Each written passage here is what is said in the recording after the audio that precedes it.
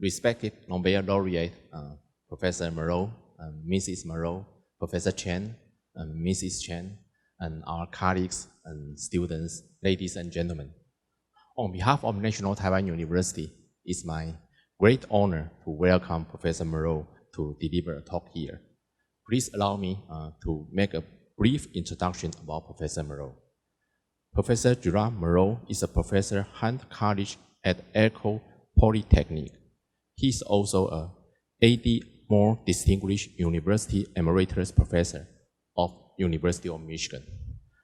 He received his undergraduate from University of Grenoble in 1967 and PhD from University Paris 6 in 1973.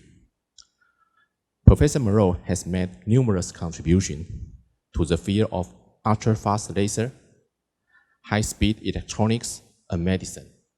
However, as we all know, his most important invention, demonstrated with his student Donald Strickland while at University of Rochester, is the laser amplification technique known as Chirped pulse amplification, abbreviated as CPA, which is widely used today.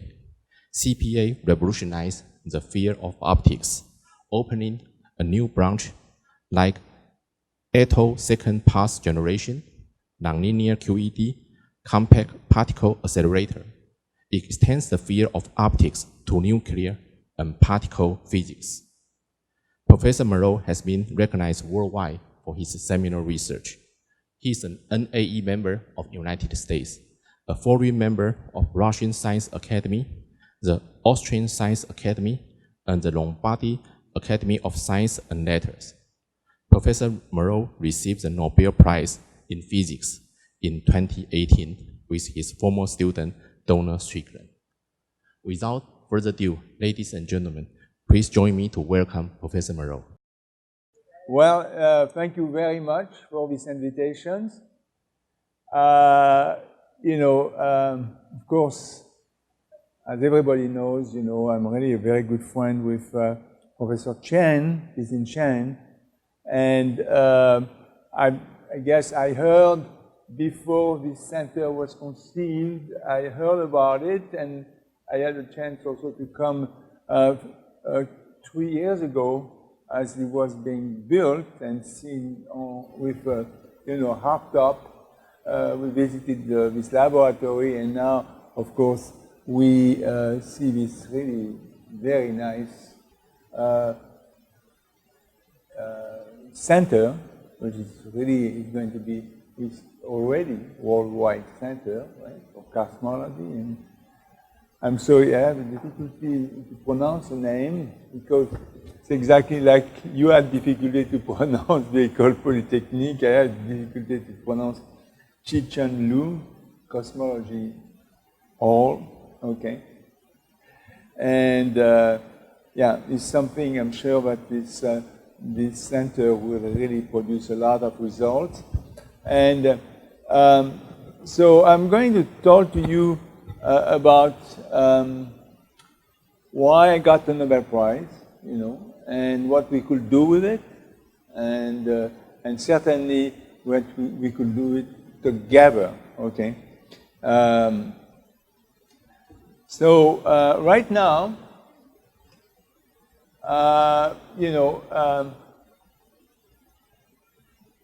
the title of the talk is My Passion for Extreme Light, okay? It's in French, I'm sorry. And it is a talk, basically, I gave as my Nobel lecture, not exactly, but I mean close to it. And here we can see me and my student, Donna Strickland, who has been the third woman, okay, in 120 years to get the Nobel Prize. We had about 200 men, who got the Nobel Prize, but only 3 women. This is really, we have to change that. Okay, so when the the first Tuesday of October 2018, I was on my way to the swimming pool, and my secretary ran after me and said, Gerard, you should come back because there is a phone call for you, from a foreign country. So I went to my office, picked up the phone, and here was the chair of the Nobel Committee on the line. And, and he told me, that I got the 2018 Nobel Prize, for physics. I was a recipient of this prize. And we were talking, and then he told me, but you are going to also, like very, very much what I'm going to tell you, is that you are going to share it with your former student, Donna Strickland. And it was really very nice because, as I said, we had 200 men, got the Nobel Prize, and only 2 before Donna got the Nobel Prize in physics. It was Marie Curie and Maya Gopher-Meyer. Okay. So it was incredible, for me, to have the Nobel Prize. Of course, for a man, I was very proud. But to be the mentor of the first, almost the first, we could say the first woman to get the Nobel Prize, that was, of course, I was extremely proud about this. Extremely proud. So, so that was nice. And the chair of the Nobel Committee, the last thing he said, by the way, I assume you accept it. I said, yeah, I do. I'm not like Jean-Paul Sartre, who really, that was Sartre. Yeah. Anyway, so, and here I am. Okay. So we had this ceremony in Stockholm, and of course, Professor Chen was with me, and it was a very emotional, great time, and so on. I will tell you a little bit more at the end of my talk. And so thank you, Christine, to have done. Okay. And so I'm going to, first of all, I thought it was, I didn't know about the level of the audience, but because it was a public lecture, we are going to start relatively low, in fact, very low. We are going to start with a light bulb, okay, to talk about light. And so this is a light bulb, right? It emits light, and the photons, are emitted in all directions, and plus the photons that, it's a white light bulb, so the color is not well defined, and so on and so forth. So now this is a laser, okay, which this is a completely different light, different type of light, because it was, you have 14 billion years, or about, incoherent light was existing. The sun and so on, all the stars are all emitting light, but they are emitting incoherent light. And the coherent light was up. I will talk a little bit like that. So it was really demonstrated by Neyman in 1960, exactly May 17, 1960. He showed for the first time that light could be produced coherently, and this was the laser. So let's say a few words about the difference between incoherent light and coherent light. Okay? The way you can see incoherent light is a little bit like if we were really looking at the marathons. So you could see all these marathon runners dressed differently, having different size, running at different speed, and so on. And so they don't know each other, and so on. So it's kind of chaotic. And so it's very much like incoherent light. On the other hand, coherent light is very much like marching soldiers, and where all the soldiers are exactly dressed, alike, and they of course, they are marching, absolutely in steps, very rigorously synchronized. So if you could, if you knew the position of one soldier, of course, you can really deduct a position of all of them. So that's the difference. I was trying to find an analogy, between incoherent, and I think that's a very good analogy.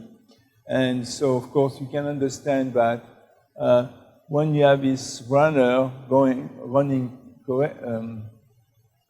chaotically, and versus this marching soldier really marching in step, the results are going to be completely different. So I'm going now to focus a little bit about the lasers. So laser can really emit CW light, okay, continuous wave light, but it can also emit light in bursts, short bursts or long bursts, okay. Can go from milliseconds to femtosecond and now attosecond, and we hope that we'll see zeptosecond. So a nanosecond, of course, is 10⁻⁹ seconds, 1 billionth of a second. A femtosecond is a millionth of a billionth of a second. And a femtosecond basically is the duration of a cycle, is a period of a cycle, in the visible regime. Okay? So it's extremely short. Just to give you an idea how short it is, if you take 10 femtoseconds, 10 femtoseconds is a time that the light, takes to go one red blood cell. Okay, now this gentleman here is Ted Neyman. Ted Neyman, demonstrated the laser for the first time, and there's a fascinating story, about that, because he was a very young researcher. He was in almost unknown laboratories, as opposed to really very senior. We had a very intensive competition at that time. So he was in competition with very senior researcher, Towns, Shallows, and so on, and plus all the group in the Bell Labs, very, very impressive lab. And he was talking about, the mantra was the laser was supposed to be, and that was something which was written by Towns and so on, was supposed to be a gas, not a solid, because very difficult to cool and so on. It had to be a gas. It has to be also a 4-level system, because it will be easier to laser. And this young guy came up with just the opposite. Okay, he made the active medium was a ruby, a solid. It was a 3-level system. Okay, and so he went against the grain and demonstrated the laser beautifully. And at that time, he was really pretty. He surprised everybody. And the very sad story is that he never got the Nobel Prize for that. Okay. In fact, the Nobel Prize for laser was never given for laser. For laser, yes, but not for the laser. So very short. So anyway, so now with light, what these kind of lasers, you know, what's fascinating, you can use it to slow down atoms, okay? To slow down atoms almost to a rest, okay? So they, as you know, very small amount of energy in nano electron volt. And on the other hand, what we can do, we can take the laser, you know, and we can accelerate particles to the speed of light now.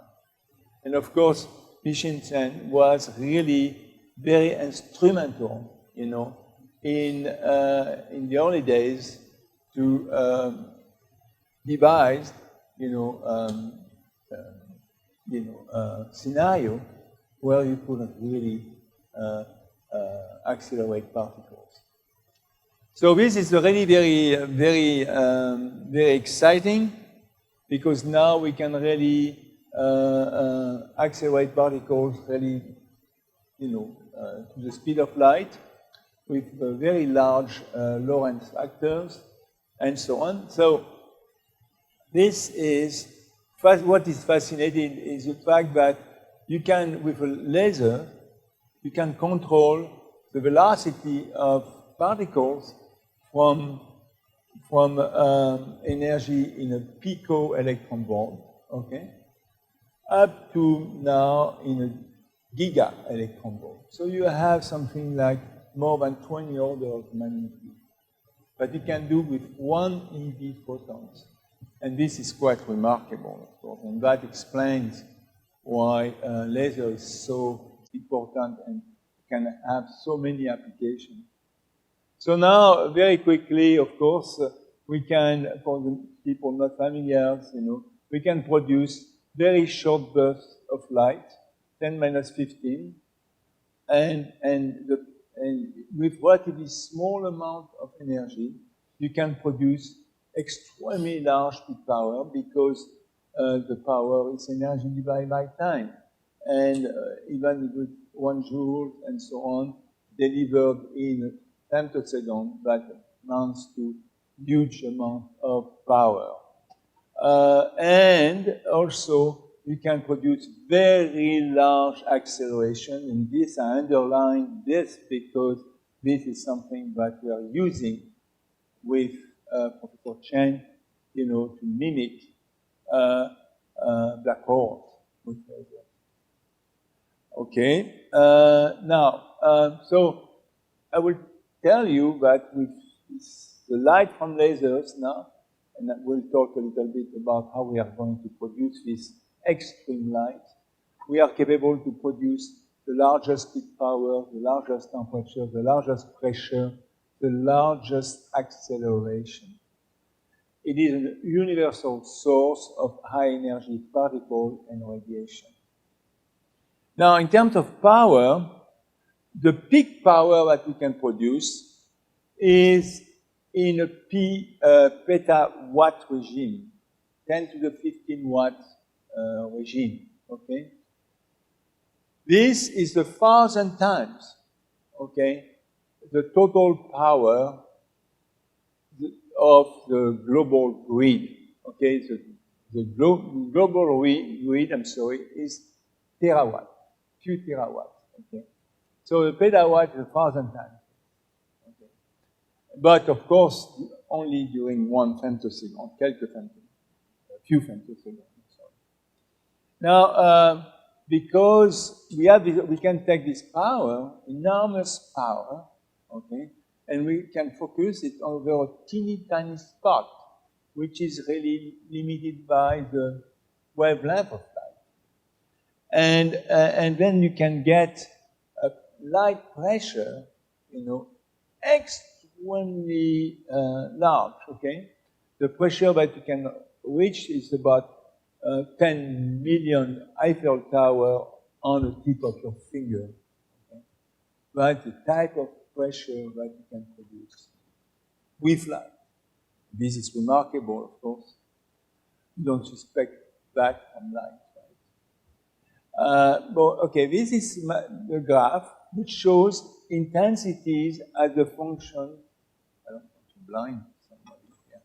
I'm going to change lasers. Okay.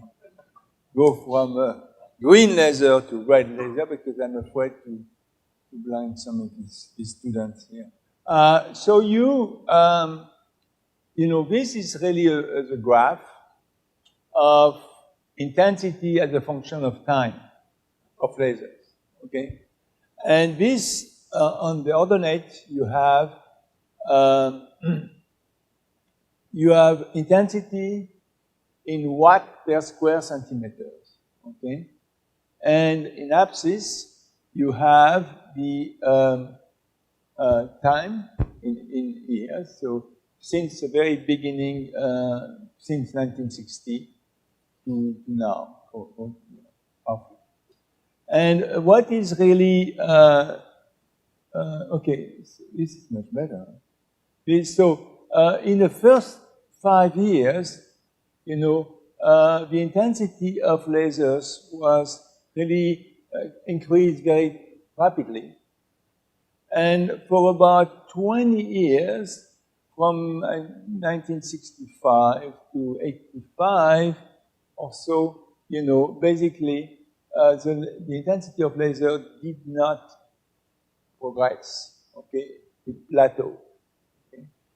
And the reason for that is because at this intensity here, in the range of 10 to the 14 or so, you start to break down, the component, damage.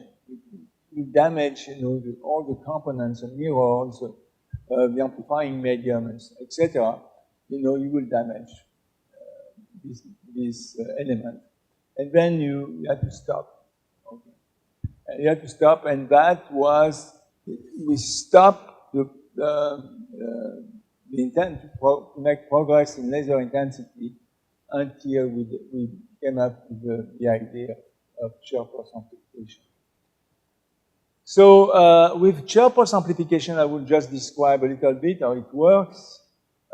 This intensity really took off, okay? Very regularly took off.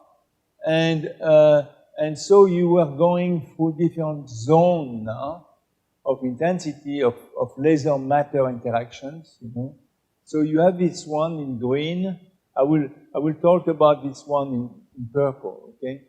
And then in green, you have this one where it's very interesting, very exciting because it is the field in this area. The field of the laser is so large, okay, that the electron now dancing around the nucleus. Now these electrons are now becomes relativistic. Okay, so the mass changes, and plus you had now the effect of the magnetic field. Before you didn't have the effect because the velocity of these electrons, dancing around the nucleus was very small compared to the speed of light.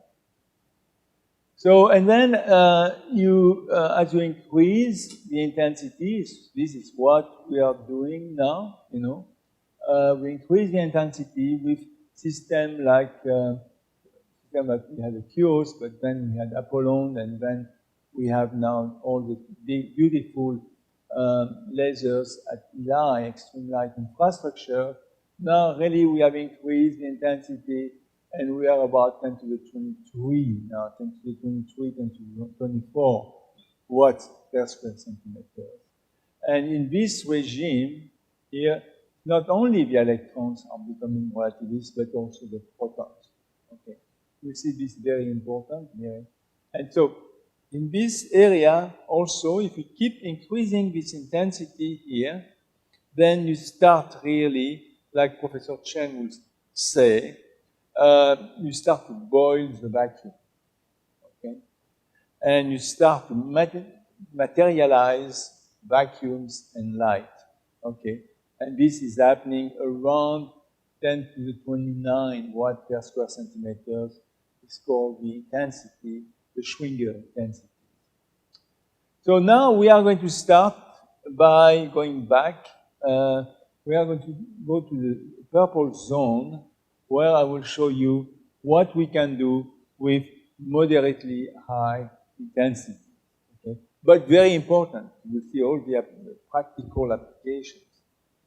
So there's one thing which is very, oh, by the way, I'm going to try to now talk a little bit about CPA before we go further.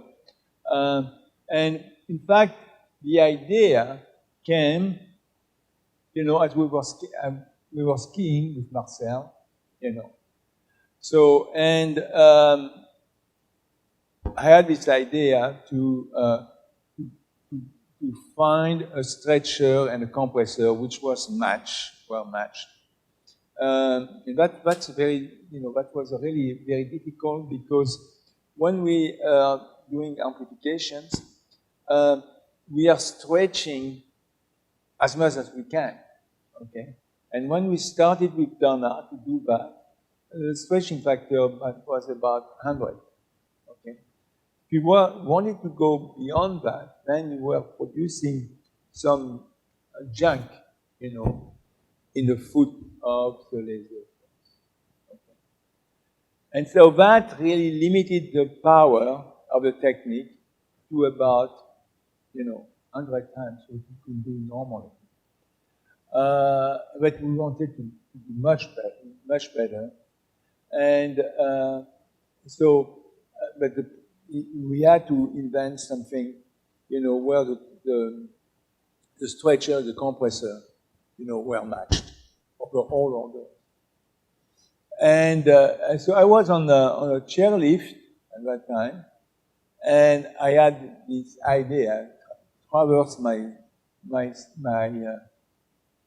brain like a neuron, to do it. And I thought that I will talk to you about what the idea, but I had the idea. I jumped and I talked. So with Marcel, we went on the top of the run, and then I told Marcel, I have to go back to the laboratory. That was on a Saturday, and so on. But we were with friends, so she could come back with a friend. But I went downhill, as fast as I could, and then went to my car, took my car and drove to Rochester, to the lab. And I got into the lab and I told my students, that was on Saturday, they were working, and I told my students to stop what they were doing, But this is what we were going to do now. And what I say we were going to do was first to take a short pulse, which are produced by ion oscillators. But now this short pulse, we were not going to be amplified directly by the amplifier here. Because we knew that with this short pulse, you see this short pulse is composed not only a few optical cycles. That's the reason they are so short. And this pulse is now, normally you are taking this pulse to amplify, you will go into the amplifier and will amplify the pulse, but we will also damage the material. Yeah. So instead of doing that, I mean, we could take two gratings, okay, two diffraction gratings to stretch the pulse, okay. You see that the blue and the red, you know, the path length can be different. Okay, we can adjust the path length by two gratings. And then now we could stretch it 1,000,000 times, or 100,000 to 1,000,000 times.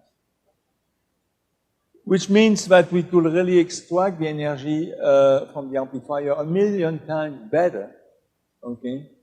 And now when you have a pulse which is 1,000,000 times increased, you know, now, of course, this pulse is femtosecond, but here, 1,000,000 times a femtosecond is a nanosecond. Okay. So now you are in a nanosecond regime, and now you have to compress the pulse. Okay, and you take another two gratings which are identical to each other, and you could compress the pulse. You should be able to compress the pulse to the initial value, but this times with 10 to the 10 amplification, you know, which is 10 to the 10 is the difference between a fly and an elephant, okay, in terms of weight. Okay, so I'm not going to go. So now, I'm going to tell you a little bit about the applications, okay? So we start with the area in purple, okay? And this area, you know, the intensity is was very large before the CPA, but with the CPA was very modest, okay? 10 to the 14 watt per square centimeter. We start now to really damage materials, and you can take that in your advantage, really, to do some machining, okay?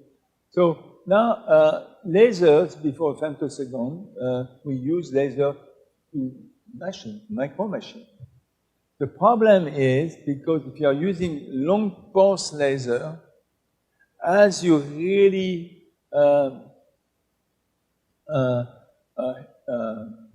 drill your hole, here for instance, that's a pulse which would be a nanosecond or so. During a nanosecond, as you are drilling these holes, for instance, you also absorb the energy and you create really a hole which is in fact would be very messy because the heat can propagate during the duration of the pulse. On the other hand, if you are really using a short pulse, you are going to deposit the energy very, very quickly, okay, in a femtosecond regime, okay? And of course, in the femtosecond, light itself can only propagate micrometers. So the heat doesn't have the time to propagate at all. So what you do is the result is you can really drill very, very, very precise, you know, hole without no collateral damage. Okay. And this is just to illustrate my point here. This is, for instance, a hole which is being drilled by a nanosecond pulse. Nanosecond pulse is very short, right? It's a billionth of a second, but not short enough. Okay. On the other hand, if you are really using now 100 femtosecond pulse, this is the type of hole that we are producing. Okay, very nice, you know, no collateral damage, very accurate, and you can do that in any kind of materials: ceramic, glass, metal, you name it. Okay. So this is really just to illustrate one of the features of femtosecond pulse. Okay, and the other thing also, what is nice, is these pulses, laser pulse, you know, of course, they can go through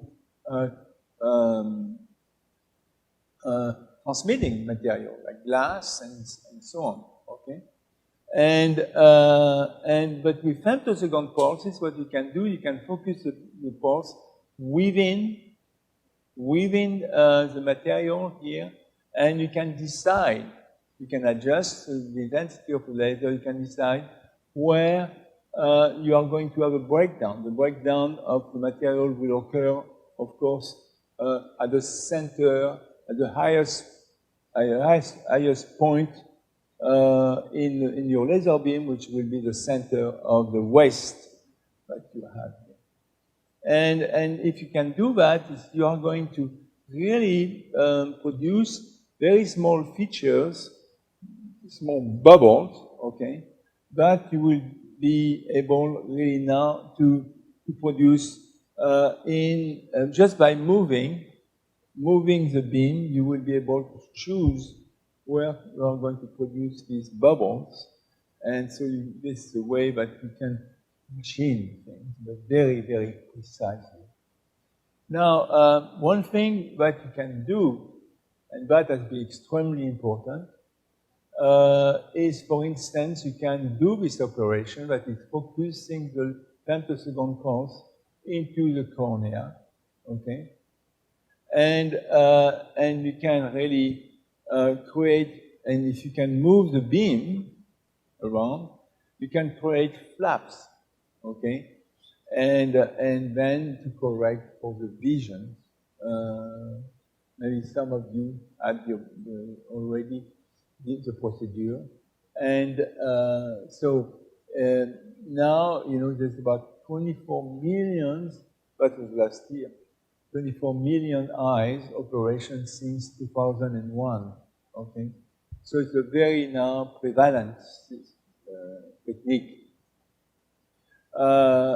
Very successful, and by the way, here you see that what you can do with the femtosecond lasers, and this what you can do with the 50 picosecond laser. You see, 50 picosecond is a very short, but it's not short enough, to produce very clean machining.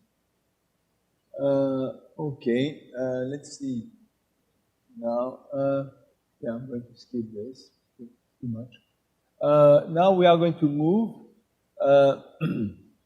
in the intensity regime in a green area, where I told you that in this regime you have the electrons around the nucleus, which is now subjected to this very, very large field, and the field is going to move the electrons at the speed of light. And this is, of course, what was the first time we could do that, okay? And so this, you think, you have this electron moving at the speed of light, so you can imagine that now the optics is going to be completely different, okay? Completely changed, because in regular optics, the optics that you're studying in your, not your, in books, now, the velocity of the electrons is very small compared to the velocity of light. So, so this is a new system. So I'm going now, what can you do with this? Well, there is this beautiful application now, what we call particle acceleration, okay? And the particle accelerations work this way, and I have to say that here is where Pissen has played a big role. Toshida Jima first in 1979 thought about the idea of using photons to produce plasma wave, very large plasma wave, and that where the electrons will be trapped by the plasma wave and be dragged at the speed of light, okay? Because it will be accelerated. Now, a couple of years after, it was a year, 5 years after, Professor Chen said, well, I mean, we could do that also with particles, okay? And that was very important because accelerators were already producing, high energy particles. And the fact that you can use now this high energy particle to accelerate, is really something very, very important. And there's two very important experiments done both at SLAC and at CERN, the facet experiment and the other one is, what's the name of the second one? Awake, yeah, that's right. Anyway, so the wake field, I'm coming back now to the wake field produced by lasers. So you have these very high intensity lasers now, okay? And this high intensity laser is focused into a gas jet, of only a few millimeters in transverse dimension. And because the laser is very high, you ionize the medium, and then you are producing a plasma, okay? And what happened is, and then in this plasma, because the laser intensity is very high, you are going to produce this wake field, this plasma wave. And electrons are going to fall into this wave and be dragged, as I said, at the speed of light, because it is this laser which is really producing this wave. And the result is outstanding, stunning, okay? Because over simple centimeters, this way you can accelerate particles to giga-electron volt, okay, per centimeter, okay? This is enormous. Just to give you an idea, if you are using traditional technology, microwave cavities to accelerate your particle, then it takes something like, for 3 GeV, this is a type of instrument, synchrotron, that you have to build, okay? And this, of course, is much bigger than 3 centimeters.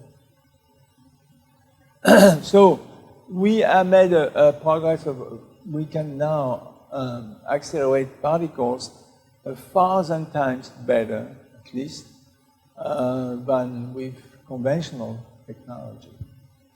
And this is very important because accelerators are used for many, many applications. So now, for instance, if you have, you want to accelerate particles to TeV, tera electron volt, 10 to the 12 electron volt, okay? Then, because with conventional technology, basically, you can only have gradients of the order of 1 megavolt per centimeter. So you need something like 27 kilometers to produce TeV. Now, if you are using laser wake field, you could do much better. You could do it with system about 100 meters, okay? Which is, of course, is very, very incredible, it's very large, of course, improvement. And you could even go higher. I mean, right now we are working with Toshi Tajima on wake field produced by X-ray.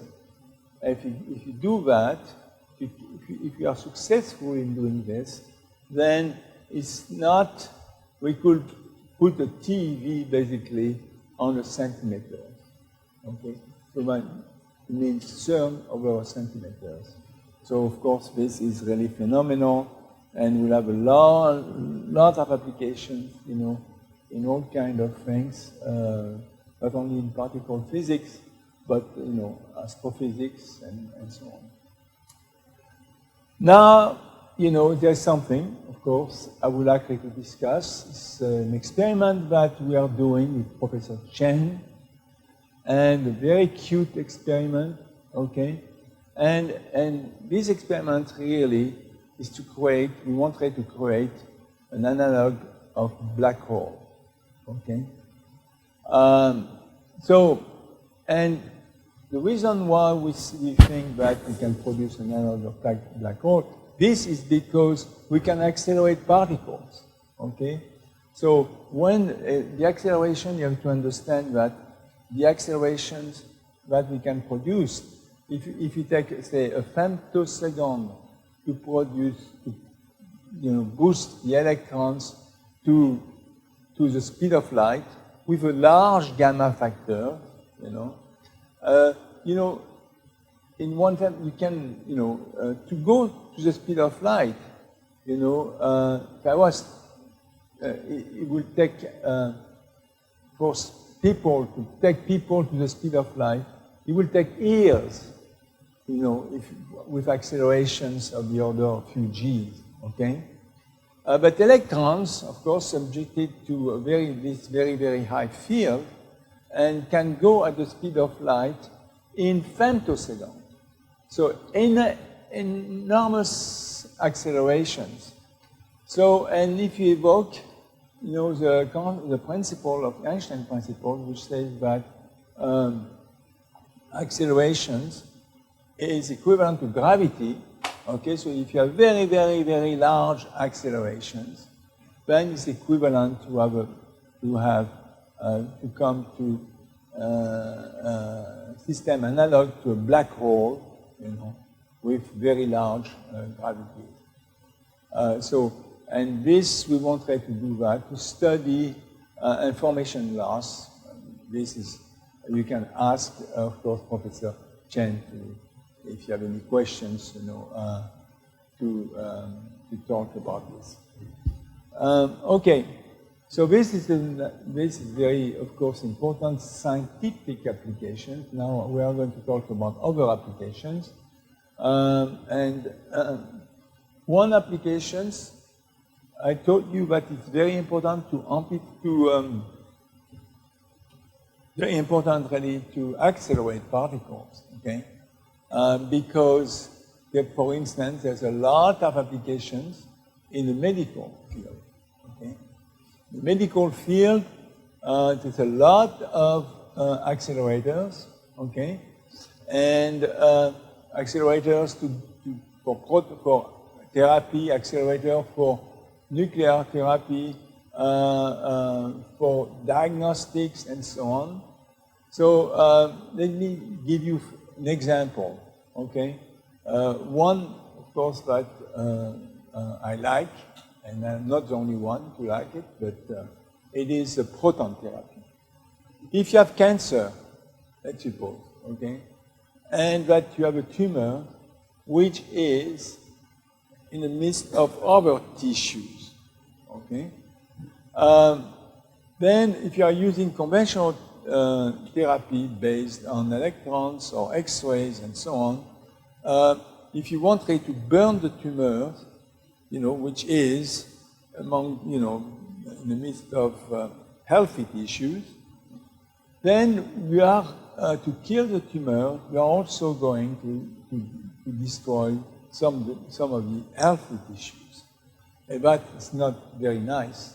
So what you could do is, with protons, you can really focus the beam in the tumor, okay? And what happened with protons? The proton will stop at what we call is the Bragg peak, okay? And the Bragg peak can be adjusted, with the energy of the particle. So you can, in fact, burn the tumors without burning now the tissues in front of the tumor. Then you have application, nuclear therapy, and so on. I mean, for just interest of time, I'm not going to talk about it. Now, there's also the very, very important application in the environment is mitigations of nuclear waste. We know that nuclear waste, nuclear energy is maybe the only energy which could really satisfy our needs of the planet without producing carbon dioxide. The problem, of course, is, we all know that, is that you are producing, as you are producing energy, you are producing waste, and this waste, of course, is very bad, but it's very difficult also to dispose. Okay, being done now is buried now in site, but deep site, but so. This is one way, maybe to take care of nuclear waste, will be to do transmutations. There is basically 4 bad elements, minor actinide, which are really bad. Okay, neptunium, thorium, americium, plutonium, and so these very large elements. Nuclei have lifetimes of millions of years. I'm sorry, I will have maybe to get to sit down. Is it a problem? Yeah, okay, thank you. Because I think the jet lag is taking. Okay, if you don't mind. Okay, so, well, no, I can't stand. It's more difficult. So you have the idea is now you have these bad guys, and we could really send the neutrons, and the neutron will fission, these bad guys, this heavy one, and it will make smaller one. The fission product will be smaller, and will have lifetimes of maybe minutes. Or maybe days, okay, but very, very small compared to So anyway, so I'm going to move now to something which is funny, more, is what happened after you get the phone call. You have to wait something like December the 10th, because in December the 10th. Okay, so I'm going to talk to you now about what happened after you get this phone call, which is changing your life completely. Okay, and that's the reason I'm here. I'm trying to pass away onto the audience. So it is the 10th, you receive your award December the 10th. December the 10th because the Nobel died December the 10th. So it's the anniversary of Nobel's death. And so you start to give lectures, and not trying to pass away like I'm doing now.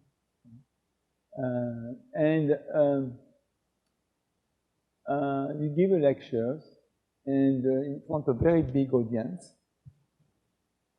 Then what you have, you don't receive the prize like this. Okay, it is the king who is going to give the prize. There is a way to receive the prize, and a protocol to learn. And so we spend the morning, before the prize, just to learn how to receive the prize. Yeah, it's true. And you see that this lady here is really acting like the king. And so, anyway, so once you know this, then you are, in the afternoon, you are going and get the prize. And well, here we are with Donna, having a light moment, watching the other laureate, to learn how to do it. So it's funny. No, it's funny. And then, of course, you have to be dressed up, okay? And here I have Marcel, who's just next here, and Donna. Okay, fixing my black tie. And then it is really the ceremony, you know, in a beautiful hall. Okay, you have the royal family. Okay, here you have the laureate. Okay, and the laureate, you start, you know, the physics is first. Okay, so you have physics laureate, then chemistry, then medicine, and then economy. We didn't have literature last year. Okay. So you get this prize by the king, you know, and this is very emotional, and then you are proud of it. You know, you like the idea, you like this moment. Then here you have all the laureates. You have physics, chemistry, chemistry, to medicine, and to economy, which is, you know, the Nobel Prize in Economy.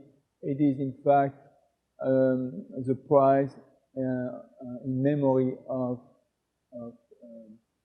Nobel. Okay. Because it was not in the wheel of Nobel. Okay. So anyway, but now we call it Nobel Prize.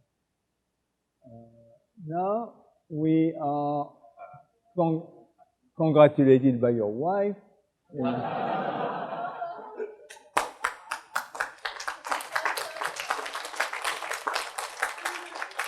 which is wearing this beautiful dress. It's a Dior dress, okay? So it's a loan, by the way. We didn't pay for it, but we didn't have means. Anyway, so, and then we have this banquet, this incredible banquet, you know, 1,500 people. Okay. And the laureates are sitting, or the king, of course, and the royal family are sitting in the middle of the table, and the laureates are sitting with them in the middle. Then, because physics is first, and Donna was a woman, so she had to be next to the queen, to the king, sorry. She had to be next to the king, and she seemed to like it a lot. Okay, she has really. And myself, I was next to the queen, and also next to the Princess Sophia. Okay, and it was nice. But okay, all this, of course, is very glamorous. Okay, very impressive. But the most impressive moment is this one, which has no glamour here, you know, very serious. The Nobel Foundation asked you to come to the foundation, and then they take you in this office, which is, you know, like a regular office, basically, and they came with some books, you know, not nice looking, you know, just a regular notebook, and then, but these books, you know, are quite old, and they are very impressive because they carry all the signature of all the Nobel Prize, you know. So you have everybody. Okay, you have Einstein, you have everybody, Singer, and so on. And you have to put your name in this book. This is very emotional. I think that was with I was really very glad to have Marcel with me. She's with me She had been with me for 52 years, right? So it was someone that he shared the prize with me. And so this is, and basically at the end, we go back to the office after that. So, yeah, this is really the end of the Nobel Prize story, presentation. So thank you very much.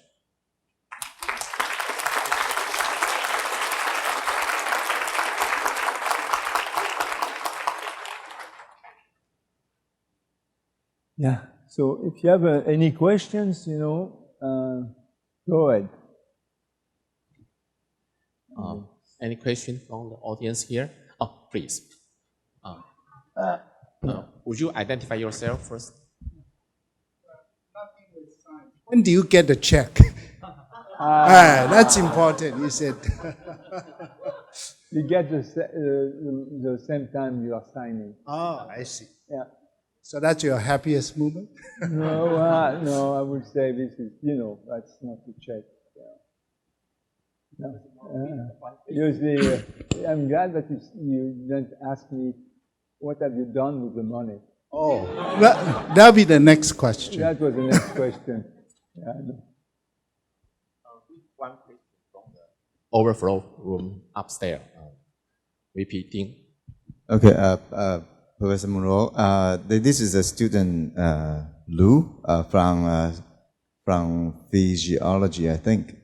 Philosophy, I'm sorry. Oh, philosophy. He said, may I ask whether you have any religious belief?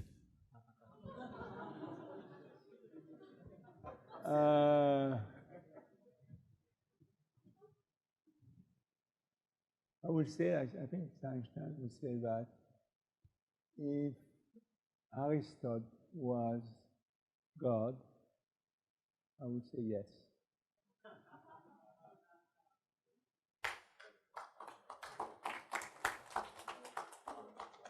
Yes, please. Yeah.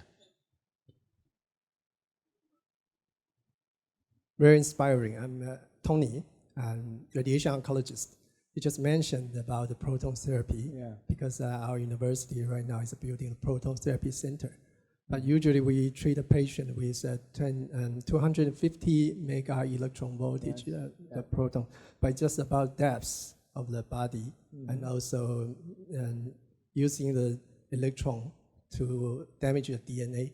But I'm quite interested about if we change the pulse, because you just show the short pulse and long pulse.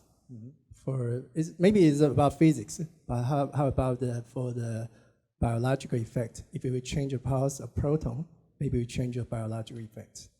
I would like to know your comments. We are fully aware that it takes, you have to be in a 400 MeV really to be, for this technology to be really important and we can use many applications. Okay. Right now, of course, the best we can do with lasers is something like 70 MeV, 80 MeV, something like that. And so we know it's not enough. Okay. But we have some tricks that we are going to play. And one of the tricks is just the opposite of what you were thinking, changing the pulse duration. It's just using actually single cycle pulse. And if you get a single cycle pulse, you are much more efficient in the acceleration because you have only one single pulse. So this pulse is very high because you put all the energy in a single pulse, okay? Instead of to have 10 periods, you have one. But on top of that, you have what we call the ponderomotive force, which goes with the square of the intensity, because it goes with the derivative of it, and I'm not going in detail. And so you have 100 times this force. So, and the simulation shows that we should have MEV very quickly if we are using single side faults instead of multiple side faults. The problem is, of course, you have to demonstrate single side fault with high energy. We know how to do that with low energy faults. But for high energy faults, we have now, it's what we are doing, we have a technique that we have tried and it seems to work. I'm very hopeful. I'm very hopeful that now proton therapy will be done with, with relatively small systems,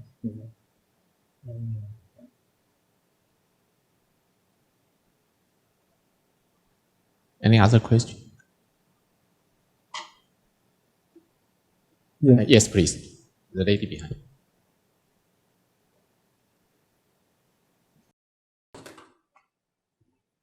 Hello, I'm an international student from Japan studying here right now.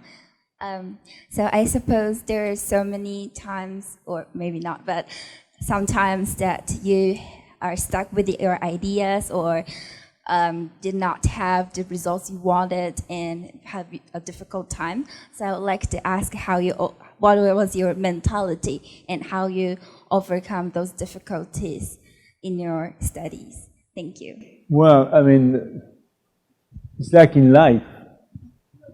It's like in life, okay. Yeah, when you do science, it's very, very often it doesn't work like you would like. Okay, takes a project that you think that will take a month. You take sometimes. I had a project which really now I started 20 years ago. Okay, but you have many projects. Okay, so you have many projects, and this is what I have. That's a way to do it. You don't have only one project, but you have many, and so you're changing project because sometimes it doesn't work because you don't have the right equipment. Okay, because your laser doesn't have enough power. Okay, so you have to wait to get the money and then to install the new lasers and so on. Sometimes because you don't have the optics that you need. You don't have optics with the flatness you need and with the reflectivity you need and so on. So you have to order these optics and wait for them. Sometimes you have to wait years. Okay, for the diffraction gratings I showed you, we had to wait years before they could make these gratings. So you have to do something else in the meantime. You have to have several projects.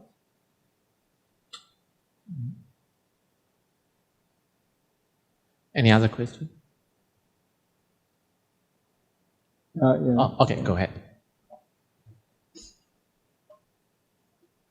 Hello, Professor Mourou. I'm a student majoring in electrical engineering. So may I ask you, what is your greatest joy and your greatest depression in your research career? Thank you.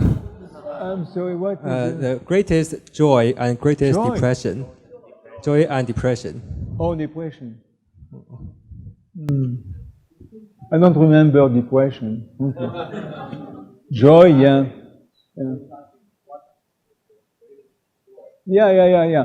It's every time, I mean, I had many, I have to say, it's every time when you are successful.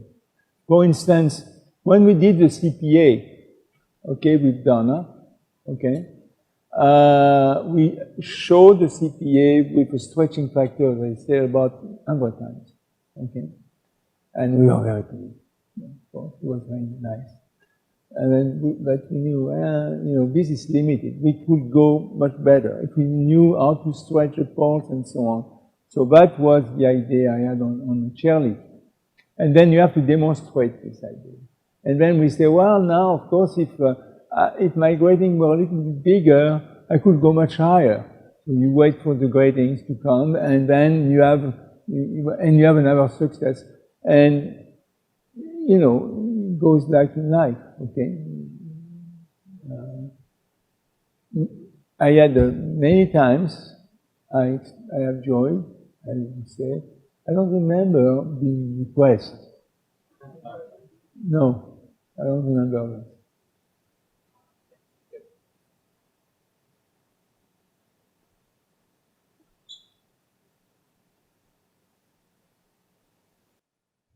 Good evening. I'm from Mongolia, and I'm studying master's degree at National Taiwan University. And I was watching the 2018 Nobel laureates talk, and during the talk, the conversation about the climate change, and Professor Gerard Mourou said that life science is not really a fundamental science during the talk. So I was wondering what was the message of saying that thing over the talk? Well, I'm sorry, I just showed the applications of particle acceleration with laser and applied to produce high energy particles like neutrons.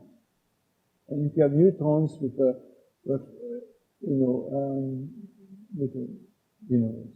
good flux, okay, and you can produce them, in relatively cheaply, okay, then you can do transmutation. And so the idea of transmutation, which is an old idea, which is not practical now because we have so much waste around, but it's difficult to treat them, so you have to bury them, okay. But now if you have with a laser, because I will say, I hope I was just trying to convince you that you could have, you can really produce neutrons, high energy. I talked about protons, but if you have protons, you can have neutrons. And then you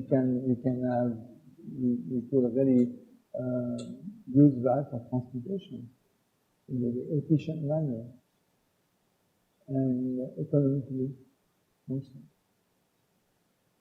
In fact, this is what I want to do now. Yeah. One more question from upstairs. That will be our last question. From where? From upstairs. Upstairs we have another. We have. There, okay. There's about. I thought it was from God or something. Upstairs. Oh, so this is from God. Okay. Not from God. Upstairs. Okay. Would you? Well, the question is, would you be afraid that the laser would create some kind of black hole, and in terms to affect the existence of the Earth? Instead of, I missed the last part of the sentence. Whether it would have a detrimental effect to the Earth, to our globe. Well, no, I mean, the same question. Yeah, I understand. Yeah, I understand that. But I mean, the same questions. There were people who were afraid with accelerators, right? To produce this kind of, but nothing happened. We are still here.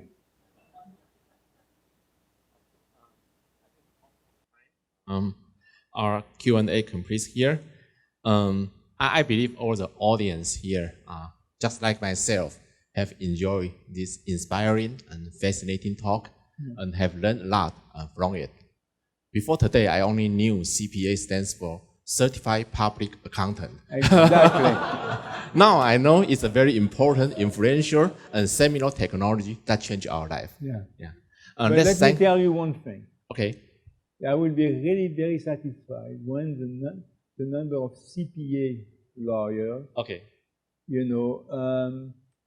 and we will have as many CPA lasers as CPA lawyers. Okay. Yeah. Okay. Let's thank Nobel laureate Professor Mourou again.